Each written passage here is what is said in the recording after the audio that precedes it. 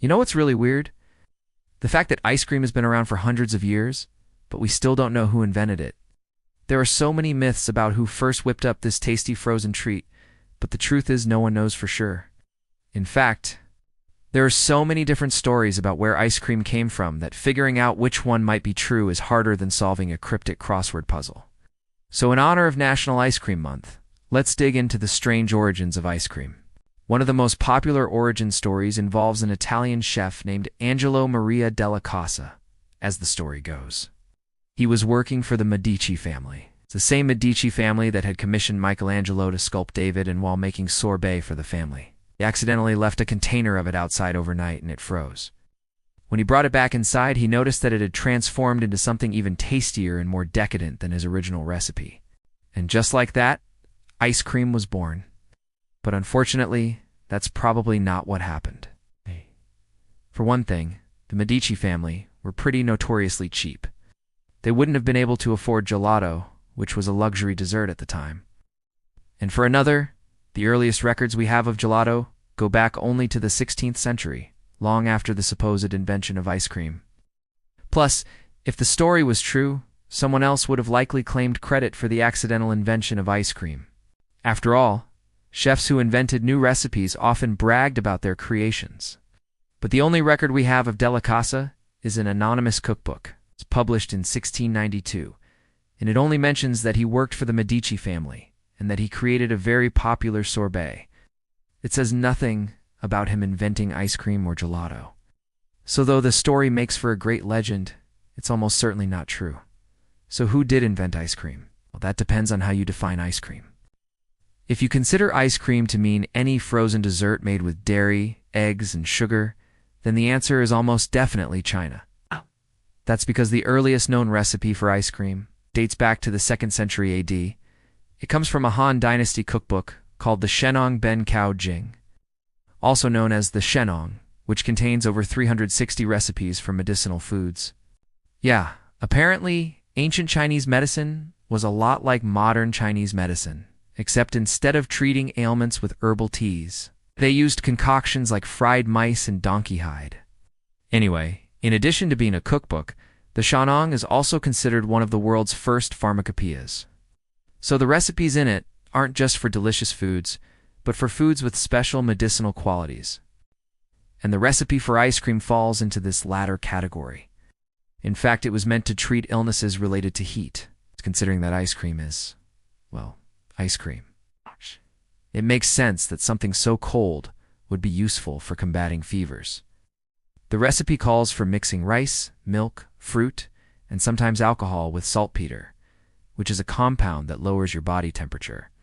The mixture would then be put into a mold, pounded to get rid of air bubbles, and topped with a lotus seed pod to keep it cold. The entire thing would be buried in the snow and allowed to freeze. Once it was, the final result was so refreshing that it was said to be fit for the emperor. But just because this recipe existed doesn't necessarily mean that it was ice cream as we know it today. Recipes for sorbet had existed in China since at least the 3rd century BC, and they didn't contain dairy, which is one of the hallmarks of ice cream. So maybe the invention of ice cream involved a gradual evolution of recipes, rather than one person whipping up the stuff for the first time. If that's true, then the people of Persia may have played a role in the early development of ice cream. Ancient Persians loved their desserts and took great pains to keep food cold during the intense summer heat. To do that, they created devices known as yaktash, which were essentially earthenware pots with a central cavity for holding ice. Some yaktash could hold up to 18 gallons of ice, enough to keep food cold for an entire week. The yaktash may have also played a role in the creation of faluda, a frozen dessert that consists of vermicelli noodles, saffron, rose water, and lime juice. Faluda is still popular in Iran today, but its origins date back at least 500 years. And it's possible that Persian cooks used the yaktash to turn faluda into something colder and more ice cream-like. But the story doesn't end there. Arab traders were familiar with faluda and introduced it to India, where it evolved into a dish called falooda. The word falooda actually means ice cream in Hindi, which is why some believe that India is where the word ice cream originated.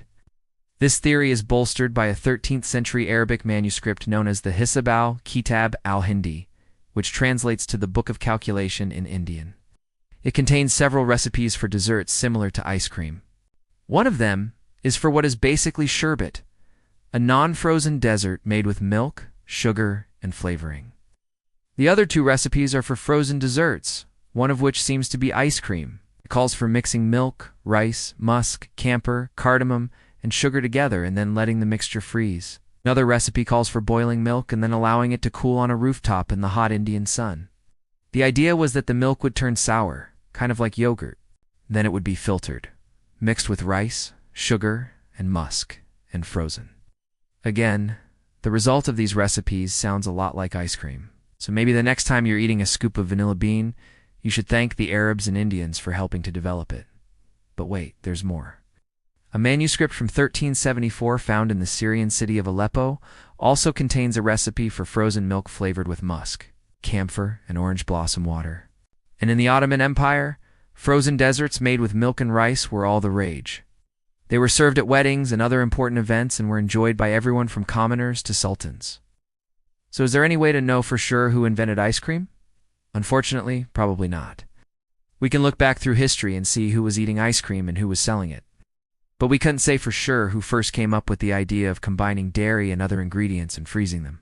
Perhaps ice cream really was invented gradually over hundreds of years, building on techniques like making sorbet and cooking with milk and rice.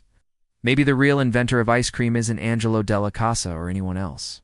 Maybe it was a slow, steady evolution of recipes and techniques passed down across generations. Or maybe the true origin of ice cream will forever remain a mystery. I love mysteries, and one of my favorite mysteries is how my coffee gets cold before I finish drinking it. But it's not a mystery anymore thanks to my friends at this month's sponsor, Ember, and it keeps my coffee at the perfect drinking temperature for hours. The secret is this donut-shaped ceramic mug that fits perfectly inside the coaster. The coaster contains a powerful heating element that heats up the mug from the bottom and keeps my coffee warm without burning it. And unlike other mugs that have a single button, the Ember has three. There's a power button to turn the mug on and off, a mode button that lets me choose between 4 temperature modes, and a warm button that lets me set the temperature anywhere I want within 5 degrees. This is the perfect gift for coffee lovers or anyone who wants to keep their beverage of choice warm. Thanks to Ember for sponsoring this video.